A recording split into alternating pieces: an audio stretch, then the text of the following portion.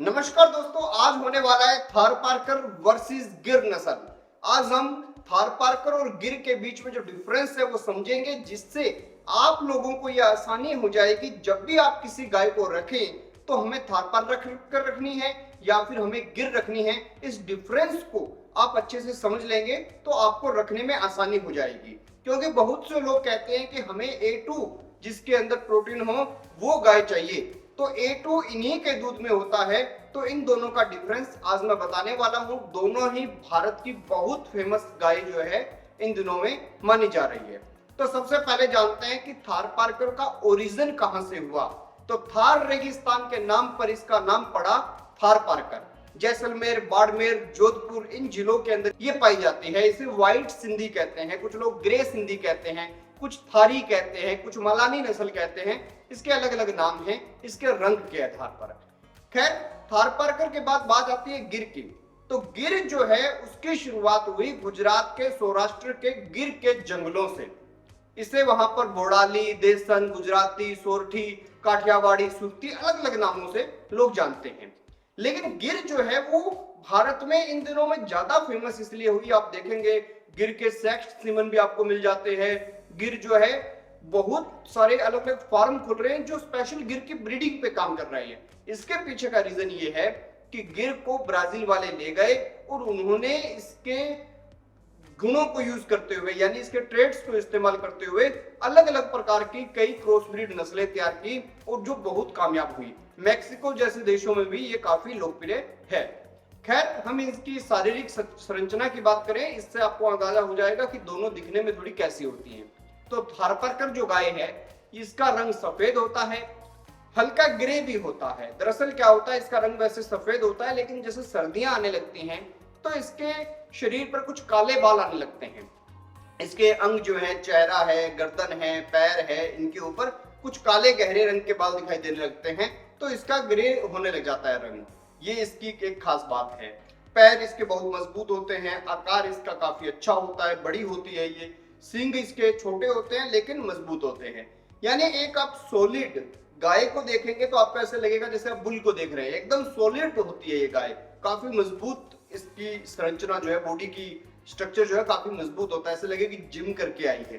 खैर, गिर गाय की बात करें तो इसके ऊपर लाल रंग के, सफेद रंग के धब्बे होते हैं, चितकबरा सा रंग होता है, माथा चौड़ा होता है, उभरा हुआ माथा होता है, कान लंबे होते हैं, नीचे पेंडुलम की तरह से लटक रहे होते हैं, कुबड़ जो है वो भी इसके ऊपर होता है। लेकिन दोनों के अंदर अगर हम डिफरेंस देखें कि कौन मजबूत दिखता है ज्यादा, तो आपको इसमें ज्यादा मजबूत, ज्यादा ताकतवर जो है वो थारपारकर नजर आती है। अगर हम ये बात करें कि अगर आप लोगों को पालनी है तो सबसे बड़ी बात ये होती है कि आपको अपने एरिया के टेम्परेचर के हिसाब से पालनी है कि आपके यहाँ मैक्सिमम टेम्परेचर कितना जाता है, टेम्परेचर गिरता कितना है। तो थारपारकर गाय जो है वो -10 डिग्री से लेके 52 डिग्री सेल्सियस तक आराम से रह लेती है, कोई इसको दिक्कत नहीं आती। अगर सूखा आपके यहाँ पड़ जाता है, कम हरा चारा है, तो ये सूखा खाकर भी आपको दूध देती रहती है। कम पानी पिएगी तो भी आपको दूध देती रहेगी, यानी इसमें बीमारी नहीं आएगी। हालांकि गिर गाय जो है वो भी गर्म मौसम में रह लेती है, लेकिन उसको देखा जाता है कि 45 डिग्री तक का टेम्परेचर मैक्सिमम। लेकिन कहीं भी रख लो उसे, गर्म इलाके में रखोगे तो भी हरा चारा देना पड़ेगा और अच्छा अनाज उसे जो है देना पड़ेगा, तभी वो अच्छे से दूध देगी। वरना थारपारकर को हम देखें तो थारपारकर सूखा खाकर भी दूध देती रहती है, गिर ऐसा नहीं करती। लेकिन गिर का दूध थोड़ा ज्यादा होता है। अगर हम दूध उत्पादन के मामले में थारपारकर को देखें तो थारपारकर जो है वो 2 पर्पज से काम करती है। एक तो ब्रीडिंग पर्पज, यानी उसके बुल तैयार करके आप खेतों में काम भी करवा सकते हैं, इसी के साथ दूध भी हम उसका इस्तेमाल कर सकते हैं।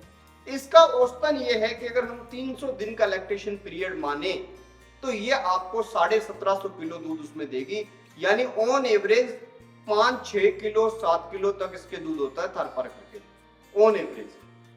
हाँ, A2 श्रेणी इसमें भी होती है जिसको A2 प्रोटीन कहते हैं, वो वाला।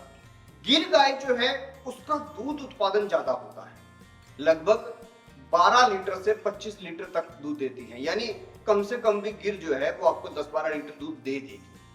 खैर, अगर इसके अच्छे जो फार्म बने हैं गिर के, उनका दूध देखे जाए तो वहां पर लगभग 5,500 या 6,000 किलो एक लैक्टेशन, यानी इसका 310 दिन का होता है, तो उसके अंदर ये इतना दूध लगभग दे देती है।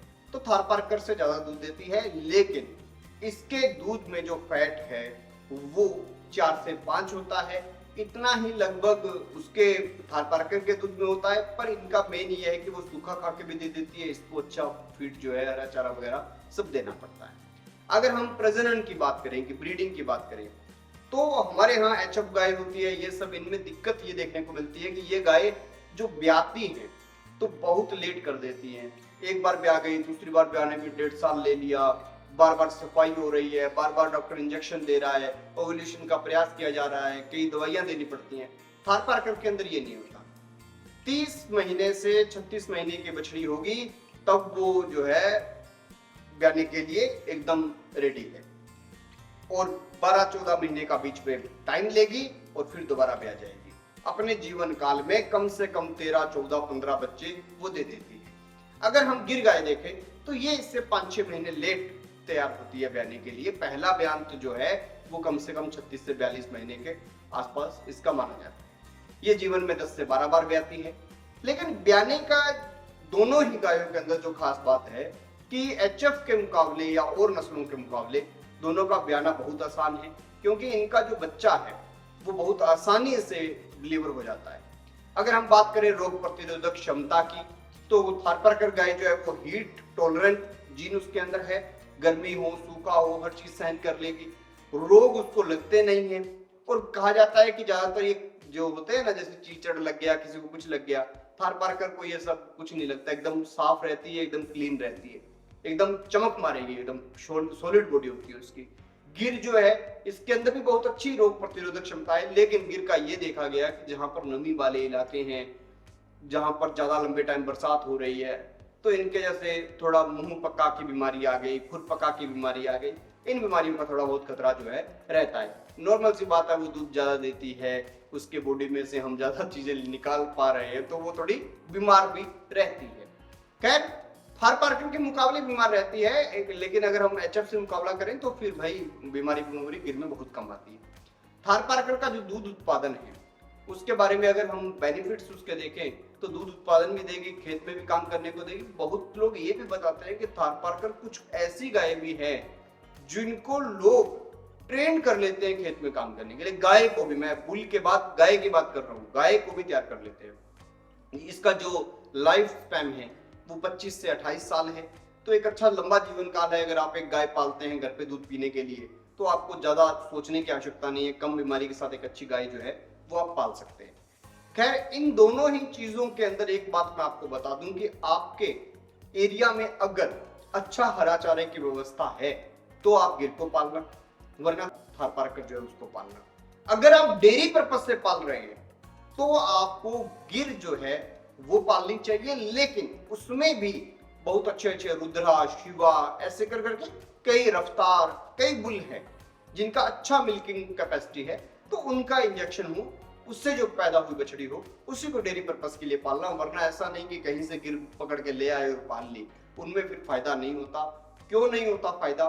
क्योंकि जो किसी भी बच्चे के मदर के, दादा के, दादी के पीछे के पूरे ट्रेड्स जो 6-7 पीढ़ी के मदर साइड, फादर साइड वो अच्छे से मिले हैं, जिनका आपको हिस्ट्री पता हो कि हाँ भाई इनका दूध अच्छा है, तो वो आपको जो है पालना चाहिए।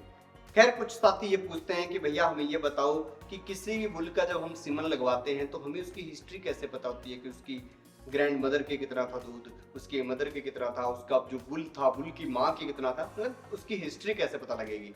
तो आप लोगों को बता दूं कि मैं इस पे भी एक वीडियो बनाऊंगा जिसपे आपको प्रॉपर सारी चीजें समझाऊंगा। वो देखने के लिए आप चैनल को सब्सक्राइब कर लीजिए, हम जल्दी उस वीडियो को भी आपके बीच में लाएंगे। खैर देखते रहिए ABC इंडिया।